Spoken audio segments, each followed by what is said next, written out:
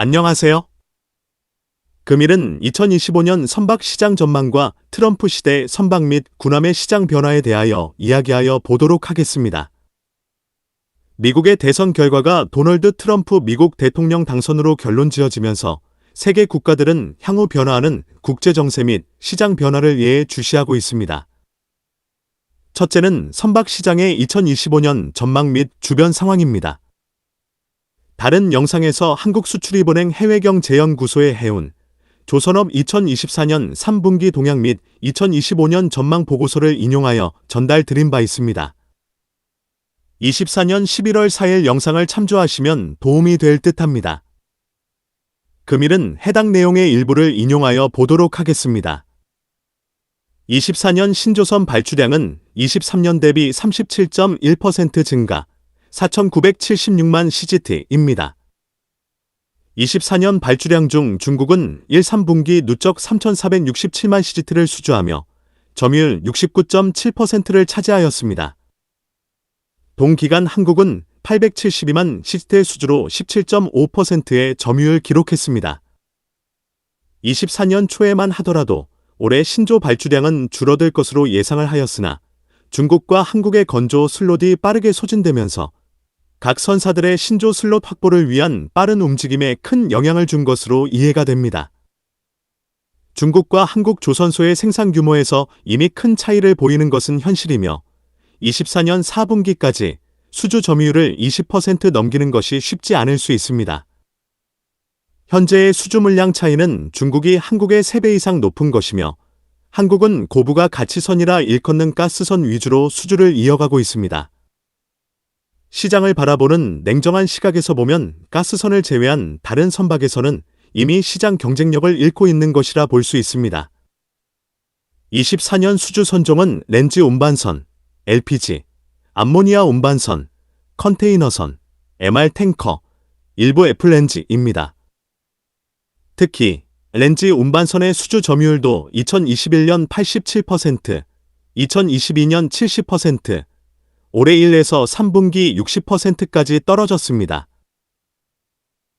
24년 렌지 운반선 수주량 증가는 카타르 에너지사의 발주량이 큰 기여를 하였으며 향후에는 대규모 렌지 운반선 발주는 쉽지 않을 것으로 예상됩니다. 2011년부터 2023년까지는 카타르 에너지사의 발주 물량이 시장을 지배하였다면 향후 렌지 운반선 발주는 선박 수요와는 별개로 건조 슬롯이 너무나 부족하여 축소될 가능성이 높습니다. 또 다른 리스크는 중국 조선소는 렌지 건조 규모를 키우기 위한 대규모 투자를 진행하고 있다는 것입니다. 앞에서도 이야기한 바와 같이 한국의 렌지 운반선 수주 점유율이 24년 60% 수준이며 향후에 시장의 렌지 운반선 발주량이 감소하면 중국과 한국 간의 수주 경쟁이 치열하게 될 것입니다. 그 결과는 선가는 하락하고 한국의 수주 점유율은 점점 축소될 것으로 예상이 됩니다. 하지만 25년 초에 기대하여 볼 수 있는 렌지 운반선 물량이 있습니다. 24년 11월 1일 영상에서 전하여 드린 것과 같이 카타르 에너지사의 추가 발주 물량입니다. 카타르 에너지사가 고려하고 있는 20척의 추가 선박 발주 물량의 협상은 지속되지만 본 계약은 25년으로 넘어갈 가능성이 높은 것으로 전해지고 있습니다. 단기적으로는 렌지 물량이 채워지고 있고 건조 슬롯 부족으로 선가는 높은 수준을 유지하고 있지만 향후에는 발주량 감소, 대규모 슬롯을 채우기 위한 수주 경쟁이 가열되면 선가는 하락할 것으로 예상이 됩니다. 선박 건조 시장을 긍정적으로 바라보는 것은 노후 선박의 교체 수요 증가, 친환경 선박으로의 전환 수요 증가 등이 시장에 좋은 영향을 미칠 것으로 보입니다. 둘째는 트럼프 시대 선박 및 군함의 시장 변화입니다. 많은 뉴스 매체에서 이 부분을 연일 다루고 있습니다. 금일은 여러 매체에서 다루고 있는 내용의 주요 키워드를 분석하여 보도록 하겠습니다. 중국의 시장 지배력에 대한 부분입니다. 앞에서 잠시 이야기하였지만 보다 상세히 보도록 하겠습니다. 그리스 브로커의 데이터에 따르면 중국 조선소는 2024년 컨테이너 및 벌크선 부문을 지배하여 총 컨테이너 운반선 발주의 90%와 총 벌크선 발주의 81%를 확보할 것으로 예상합니다. 유조선 부문은 중국 조선소에서 발주된 물량의 72%로 그 뒤를 잇고 있습니다.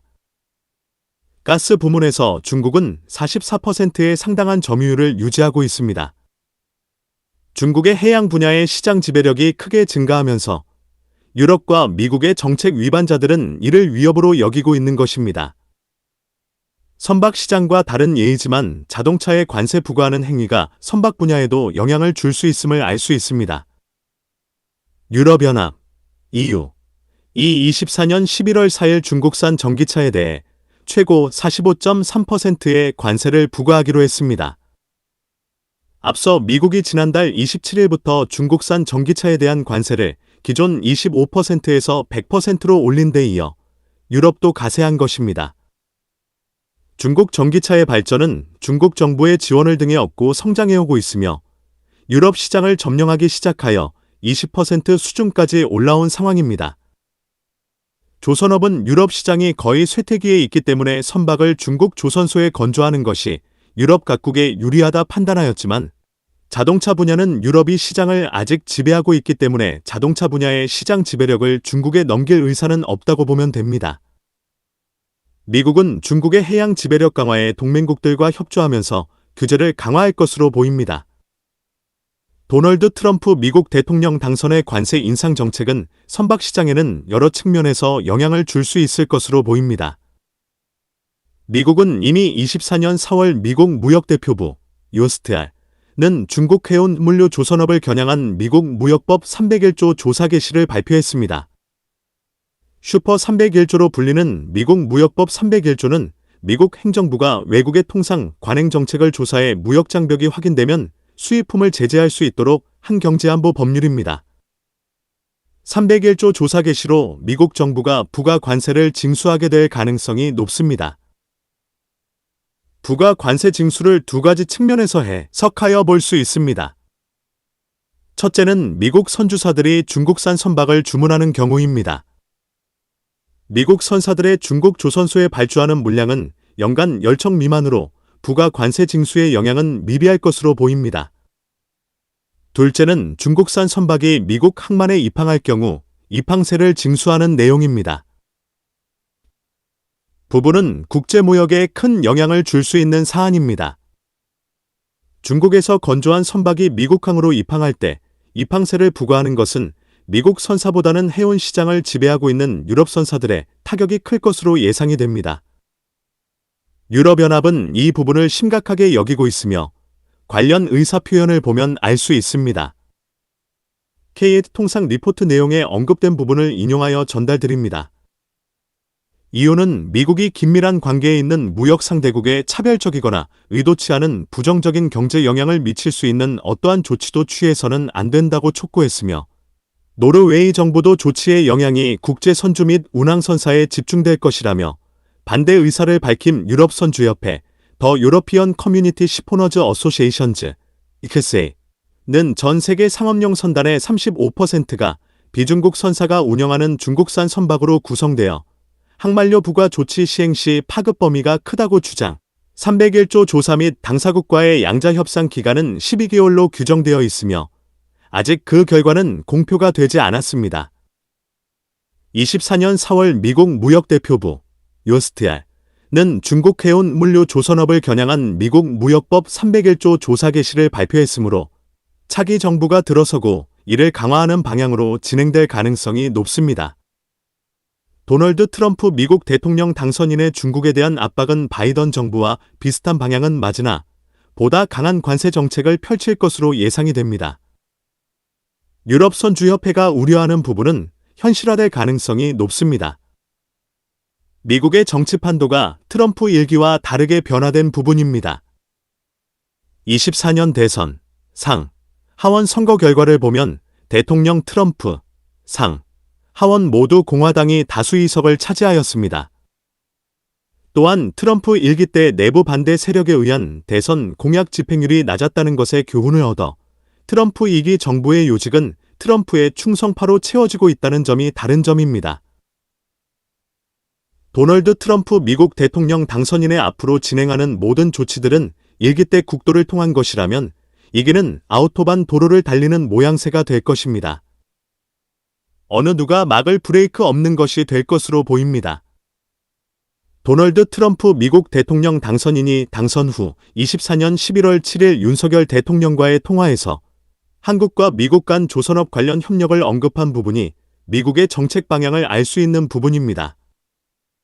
도널드 트럼프 차기 정부는 해양의 선박시장과 군함 지배력이 중국이 미국을 위협하는 수준을 넘어 앞서갈 것으로 알고 있는 것입니다. 미 해군이 보유하고 있는 전투함은 300척 이하이며 중국 해군은 340척보다는 적지만 해군 증강에 힘쓰는 중국이 수년 내 400척으로 확대하는 계획을 진행 중에 있습니다. 미국이 중국에 여전히 앞서는 분야는 항공모함과 핵잠수함일 것입니다. 미 해군은 올해부터 2028년까지 1,468억 달러, 약 200조 원을 들여 55척의 함정, 급유함, 구조선, 유도미사일함 등 포함을 건조할 계획입니다. 이같이 미국이 함정을 발주하여도 건조 능력에서는 중국의 확장 속도를 따라잡을 수가 없는 것이 현실이며 이를 극복하기 위하여는 동맹국인 일본과 한국의 조선소를 활용할 수밖에 없을 것입니다. 미국의 선박 건조 능력은 2차 세계대전 이후 급속도로 낮아졌으며 미국 내 연안해운에 사용되는 선박에 대해 자국 내 건조 요건을 의무화한 1920년 존스법으로 인해 미국 조선 업계가 경쟁 없이 자동 배정되는 내수 물량에 의존해 경쟁력을 상실한 것이 주요 원인으로 분석됩니다. 한국과 일본의 함정을 발주하기 위하여는 존슨법의 일부를 수정 보완하여야 합니다. 하지만 미국의 국회의원은 외국으로 선박을 발주하는 것보다 자국 조선소에서 선박을 건조토록 유도할 것으로 예상이 됩니다. 이것을 뒷받침할 내용으로는 차기 정부의 백악관 국가안보보좌관으로 마이크 왈츠 하원의원이 지명됐습니다. 왈츠 의원은 애틀랜틱 카운슬 대담에서 선박 건조의 전문성, 중국 밖에서 대규모 배를 만들어낼 능력이 일본, 한국에 있다며 그들로 하여금 우리와 유의미한 방식으로 협력하게 하는 것 다른 선택의 여지가 없다. 적어도 단기적으론 그렇게 해야 한다고 언급하였습니다. 24년 4월 왈츠 의원은 쇠락한 미 해양력 복원을 향한 의회 차원의 국가해양 전략 지침을 내놓으며 대대적 조선 해운업 투자를 권고했습니다. 이 지침에는 차기 정부의 국무장관 내정자인 마코 루비오 상원의원 이름도 올라 있다는 점입니다. 왈츠 의원, 루비오 의원의 정책 방향은 국가해양 전략 문건이 내용으로 새 정부가 들어서면 진행될 것으로 예상이 됩니다. 조선, 해양 분야에 있는 분들은 해당 문건을 분석할 필요가 있습니다. 민주당의 경우도 다를 바 없는 정책을 보여주고 있으며 민주당 켈리 의원은 존스법을 폐지할 필요 없다. 세액공제, 대출 보증, 각종 인센티브와 협력 관계를 통해 미국 투자를 사업적으로 더 타당하게 만드는 게 법안 발의의 목표이며 우리 동맹들이 투자하게끔 만들 수 있다. 고 언급하기도 하였습니다. 이것이 다른 분야에 적용되고 있는 IR법과 유사하지 않을까 싶습니다. IR는 미국의 수요처를 위하여 많은 기업이 미국 내에서 생산하여 미국에 공급하는 구조라면 선박은 미국이 다른 국가에 발주하는 물량이 거의 없기 때문에 세금 감면만으로 기업이 이득을 구하는 것에는 한계가 있을 수밖에 없는 것입니다. 왈츠 의원의 국방 전문지 리얼 클리어 디펜스 기고 내용을 보면 앞으로 미국의 해양 전략을 알 수 있습니다. 기고 내용은 중국의 선박 건조 역량이 이제 미국의 200배 이상이며 현 상황의 극복을 시간과의 싸움으로 표할 만큼 시급함을 강조했습니다. 또한 당연히 우리의 모든 선박이 미국산이면 좋겠지만 최대 적과의 경쟁에서 미국산, 일본산, 한국산, 유럽산 선박을 혼합할 필요가 있다고 언급하고 있습니다. 차기 정부의 백악관 국가안보보좌관인 왈츠 의원의 인식이 이같이 강한 것으로 보면 동맹국과의 조선, 해양 분야 협력은 예전과 다른 형태로 진행될 것으로 예상이 됩니다.